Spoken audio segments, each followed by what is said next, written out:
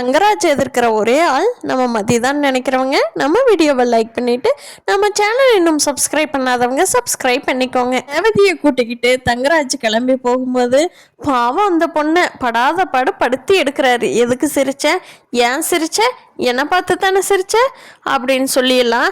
அப்போ ரேவதி ஒரு ஜோக் சொன்னாங்க அண்ணன், அதனால தாங்க சிரிச்சேன் அப்படிங்கிறப்போ, ஓ அப்படியா, எனக்கும் நல்ல காமெடி சென்ஸ் எல்லாம் இருக்கு ரேவதி, எங்கே அந்த ஜோக் சொல்லு பார்க்கலாம், நம்மளும் 2 பேரும் சிரிச்சுட்டே ஜாலியாக நம்ம வீட்டுக்கு போகலாம் அப்படின்னு சொல்கிறாரு. ரேவதிக்கு மனசுக்குள்ள ஆமாம் அப்படியே சிரிச்சிட்டாள், அப்படியே பார்க்குறக்கு அழகு கொள்ளாது அப்படின்னு மனசுக்குள்ளே ஏற்றிட்டிக்கிட்டே இருக்கிறாங்க. அது வந்துங்க எனக்கு மறந்துருச்சுங்க, எனக்கு அப்போ ஞாபகம் இருந்தது, இப்போ நீங்கள் திடீர்னு இப்படி ஷாக் ஆகி கேட்குறீங்களா, எனக்கு ஞாபகமே வரலைங்க அப்படிங்கிறாங்க. ஆமாம், உனக்கு எதுதான் ஞாபகம் வருது, சாப்பிட தூங்க, இதை தவிர உனக்கு என்ன தெரியுது போ அப்படின்னு சொல்லிட்டு வீட்டுக்கு கொண்டே ரேவதி விட்டுறாரு. சே, நம்ம இப்படி நினச்சி போனால் இப்படி ஆயிடுச்சு அப்படின்னு சொல்லி ஹாலுக்குள்ளே குறுக்கையும் நெடுக்கையுமா நடந்துக்கிட்டே இருக்கிறாரு. அப்போ தங்கராஜோட அம்மா வந்தவங்க, தங்கராஜ் என்னப்பா பிரச்சனை, ஏன்ப்பா இப்படி ஹாலுக்குள்ளே குறுக்கையும் மறுக்கையும் நடந்துட்டுருக்குற அப்படிங்கிறாங்க. அம்மா அது ஒன்றும் இல்லைம்மா, ஒரு சின்ன பிஸ்னஸ் வேலையம்மா, அதுதாம்மா, வேற ஒன்றும் இல்லை அப்படிங்கிறாங்க. சரிப்பா, பெரிய ஒன்றும் மனசு கஷ்டப்படுற மாதிரி எதுவும் இல்லையே அப்படிங்கிறாங்க. அதெல்லாம் ஒன்றும் இல்லைம்மா, சேச்சே அப்படின்னு சொல்லிட்டு தங்கராஜ், அம்மா நான் கொஞ்சம் வெளியில் போயிட்டு வர்றேன் அப்படின்னு சொல்லிட்டு கிளம்பிடுறாங்க. தங்கராஜ் கிளம்புனது ரேவதிக்கு தெரியாது. ரேவதி வீட்டில் இருக்காங்க, ட்ரெஸ் எல்லாம் மாற்றிட்டு தோசை சுட்டுட்ருக்காங்க. அப்போ தங்கராஜ் கிளம்புனதே நம்ம ரேவதிக்கு தெரியல. வாங்க சாப்பிட்லாம் அப்படின்னு சொல்லிட்டு, எங்கள் அத்தை அவரை காணா, அவன் அப்பளையே போயிட்டாம்மா, புருஷன் போனதும் கூட தெரியாமல் என்னதான் சமையல் பண்ணுவீங்களோ போங்க, இந்த காலத்து பிள்ளைங்களாம் ஒன்றும் சொல்கிறக்கில்ல அப்படின்னு சொல்லி அவங்க ஒரு பக்கம் எல்லாத்தையும் 19 பேசிக்கிட்டு இருக்காங்க. இங்கே மலரோட வீட்டில் சரி அக்கா மாமாலாம் கிளம்பிட்டாங்க, எனக்கு டிஃபன் சாப்பிட்டா லேட் ஆயிரும், எனக்கு டீ மட்டும் குடிக்கிறீங்களாங்கண்ணே அப்படின்னு கேட்கவும் நம்ம மலர் போய் டீ போட்டுட்டு சுரேஷுக்கு கொடுக்குறாங்க. கொஞ்சம் பெரிய டம்ளர்லேயே குடிக்கிறாங்க. இனி சுரேஷ் போயிட்டு எப்படி காலையில் டிஃபனுக்கு வரமாட்டா அப்படின்னு சொல்லி டீ குடிச்சிட்டு போகும்போது அவசரமாக வீட்டோட ஹால்லையே டம்ளரை வச்சுட்டு போயிடுறாரு. அந்த வழியாக நடந்து வந்த மதி அது தெரியாமல் காலில் பட்டு உதைச்சிட்றாங்க. அப்போது சுரேஷோட இருந்துட்டு, ஏண்டி புருஷன் குடிச்ச டம்ளரு ஹாலில் இருக்குது, அப்படியே ஒட்டி உதச்சிட்டு போறியாடி, நீ எல்லாம் வீட்டுக்கு அடங்குற பொம்பளையா அப்படிங்கிறாங்க.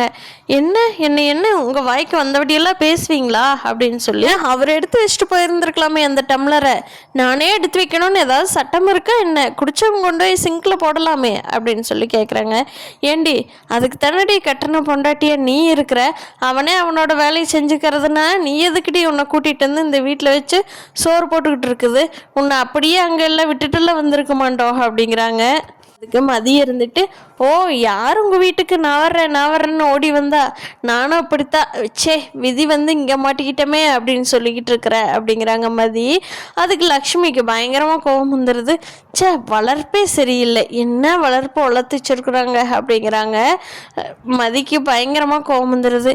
நீங்கள் வளர்த்துனதான் சரியில்லை, எங்கள் அம்மாலாம் கரெக்டாக தான் வளர்த்திருக்காங்க, நீங்கள் வளர்த்திருக்கிறீங்க பாருங்கள் மொளமாடாட்டு ஒன்று, அதுதான் சரியில்லை அப்படிங்கிறாங்க.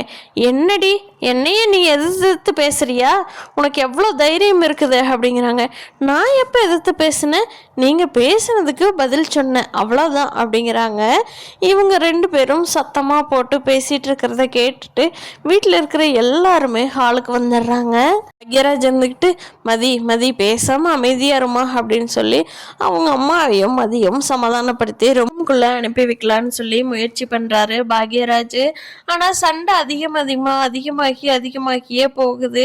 ஒரு வேலை விஷயத்தில் மறந்துட்டு வச்சுட்டு போயிட்டோமேன்னு சொல்லி சுரேஷ் திரும்பி வீட்டுக்கு வர்றாரு. வீட்டுக்கு பார்த்தா மதியம் அவங்க அம்மாவும் பயங்கரமாக சத்தம் போட்டுக்கிட்டு சண்டை கட்டிகிட்டு இருக்காங்க. பாக்யராஜ் மலரும் அமைதியாருங்கன்னு சொல்லிட்டு இருக்காங்க. வீடே பயங்கரமாக சத்தமாக இருக்குது. இதை பார்த்துட்டு சுரேஷ் ஹேய் அமைதியாக இருக்க மாட்டியாடி அப்படின்னு சொல்லி மதியம் திட்டுறாரு. அப்போது லக்ஷ்மி அம்மா இருந்துக்கிட்டு, டே சுரேஷ் பாருடா சுரேஷ், வயசான காலத்தில் அம்மாவை எப்படி எல்லாம் கொடுமைப்படுத்துகிறாளுகன்னு பாருடா சுரேஷ், நீ இல்லாதப்ப நான் சொன்னா நீ நம்புவியாடா, பாடுற இந்த நியாயம் எங்கேயுமே நடக்காதுடா சுரேஷ் அப்படின்னு சொல்லவும் சுரேஷ் அந்த அம்மாவோட பேச்சுக்கு மயங்கி மதியை திட்ட ஆரம்பிச்சிடுறாரு. போ கிளம்பி இந்த வீட்டில் இருக்காத அப்படின்னு சொல்லிடுறாங்க. அதை கேட்டதும் மலரும் பாக்யராஜ் ராகவன் எல்லாரும் ஆடி போயிடுறாங்க. நம்ம மதிக்குமே பயங்கர ஷாக்கு தான். ஆனால் மதி அடுத்து ஒரு நிமிஷம் கூட அங்கே நின்று யோசிக்கலையே. அப்படியே கிளம்பி அவங்க அம்மா வீட்டுக்கு போகலான்னு சொல்லி போயிட்டாங்க. அவங்க அப்பாவும் அம்மாவும் வீட்டில் தான் இருக்காங்க. கேட்குறாங்க, என்ன மதி நீ மட்டும் வந்திருக்கிற, மாப்பிள்ளை வரலையா அப்படிங்கிறாங்க. ஏன் நான் வந்தால் நீங்கள் ஏற்றுக்க மாட்டீங்களா அப்படின்னு சொல்லி மதி கேட்கவும், இல்லை மதி அன்டைமுக்கு வந்திருக்கிறியே மாப்பிள்ளை வரலையான்னு கேட்டேன் அப்படிங்கிறாங்க. சரி சரி எனக்கு பசிக்குது, கொஞ்சம் சாப்பாடு எடுத்து வையுமா அப்படிங்கிறாங்க. உனக்கு இல்லாத சாப்பாடாடி, வா வா வந்து கொஞ்சம் சாப்பிடு அப்படின்னு சொல்லி சொல்கிறாங்க. மலர் பாக்யராஜ் கிட்ட சொல்கிறாங்க, பாத்தியா பாக்யராஜ் நம்ம மதியெல்லாம் எவ்வளோ போல்டாக இருக்கான்னு. சே நான் தான் லூஸாட்ட இருந்துட்டேன் பாக்யராஜ். வந்தன்னிலிருந்து நானும் மதியாட்டவே இருந்திருந்தேன்னா இவங்க இந்த அளவுக்கு வேலை சொல்லி சொல்லி பழகியிருக்கவே மாட்டாங்க பாக்யராஜ். ஆனால் எனக்கு ரொம்ப கஷ்டமாக இருக்குது. அம்மாலாம் வர வர ரொம்ப அநியாயம் பண்ணுறாங்க தெரியுமா. நான் முடிஞ்சால் கூட ஒரு வீடியோ எடுத்துக்கணும் நான் உனக்கு அனுப்புகிறேன் பாக்யராஜ்.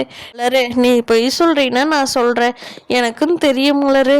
சரி நான் முடிஞ்ச வரைக்கும் மாற்ற சொல்லி ட்ரை பண்ணுறேன் அப்படிங்கிறாங்க. மலரு, யோ போயா, நீ எங்கிட்டத்தான் எல்லா வாயும் பேசுவ, எங்கிட்டத்தான் எல்லாமே பண்ணுவேன். ஆனால் நீ அவங்க எதிர்த்து பேசும்போது ஒரு வார்த்தை கூட பேச மாட்டேம்மா, அமைதி ஆயிடுவ அப்படின்னு சொல்லி மலர் பாக்யராஜை திட்டிகிட்டு இருக்காங்க. ஆனால் பாக்யராஜை பார்க்குறதுக்கு ரொம்ப பாவமாக இருக்குது. மலருக்கும் ஆறுதல் சொல்ல முடியாமல், வீட்டில் இருக்கிறவங்களையும் திட்ட முடியாமல், பாவம் பாக்யராஜ் மெல்லவும் முடியாமல் விழுங்கவும் முடியாமல் போட்டு பயங்கரமாக கஷ்டப்பட்டுருக்காரு. ஆனால் போல்டா பாக்யராஜ் தனி கொடுத்தனும் போகலாம் அப்படின்னு சொல்லி வீட்டை விட்டு போனாருன்னா நம்ம மலர் ரொம்ப சந்தோஷப்படுவாங்க. ஆனால் இந்த வீட்டில் இருக்கிறவங்கெல்லாம் என்ன சொல்லுவாங்க, மூத்த பிள்ளை தான் வீட்டில் இருக்கிற எல்லா செலவையும் பார்த்துக்கணும், மூத்த பிள்ளை தான் தாங்கணும் அப்படின்ட்டுருவாங்க. அதனாலேயே நம்ம பாக்யராஜ் எங்கேயும் போகிறதும் இல்லை, இதுவும் சம்பாதிக்கவும் முடியாமல் கடன் மேலே கடன் வாங்கி ரொம்ப கஷ்டப்பட்டுட்ருக்காரு. இதையெல்லாம் மலர் போல்டாக நம்ம மதி மாதிரியே இந்த வீட்டில் சொன்னாங்கன்னா மலரோட பிரச்சனையும் பாக்யராஜோட பிரச்சனையும் தீந்துரு. ஆனால் பாக்யராஜும் சொல்ல மாட்டாங்க, மலரையும் சொல்ல விட மாட்டாங்க. நம்ம மதி கோவப்பட்டுக்கிட்டு வெளியில் போனவங்க, சே இவங்களெல்லாம் இப்படியே விடக்கூடாது, நான் இல்லைன்னா அந்த மலரக்காவை பாவம் போட்டு படுத்தி எடுத்துருவாங்க, பேசாமல் அந்த அம்மா மேலே போய் போலீஸ் ஸ்டேஷனில் கம்ப்ளைண்ட் கொடுத்துட்டுமா அப்படிங்கிறாங்க.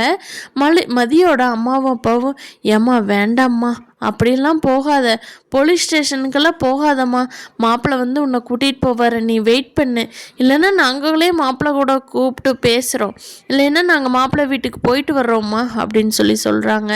மலர் நீங்கள் அதெல்லாம் எதுவும் வேண்டாம், கல்யாணம் பண்ணி வச்சிங்கல்ல அதோட உங்கள் வேலை முடிஞ்சது, இனி வர்ற வேலையெல்லாம் நான் பார்த்துக்குவேன், என்னோட இஷ்டத்துக்கு விட்டுருங்க, இருக்க சொன்னால் நான் இந்த வீட்டில் இருக்கிறேன், இல்லை என்ன அதுவும் இதுன்னு சொன்னீங்கன்னா நான் கிளம்பி ஹாஸ்டலில் போயிட்டே இருப்பேன் அப்படின்னு சொல்லவும் ரெண்டு பக்கமுமே அவங்க அம்மாவும் அப்பாவும் அமைதியாயிடுறாங்க. மதியோட அம்மா அப்பா, பேருதான் அழகே அழகு, அதில் இருக்கிற பொண்ணுங்கள்லாம் ரொம்ப பாவம்தான்.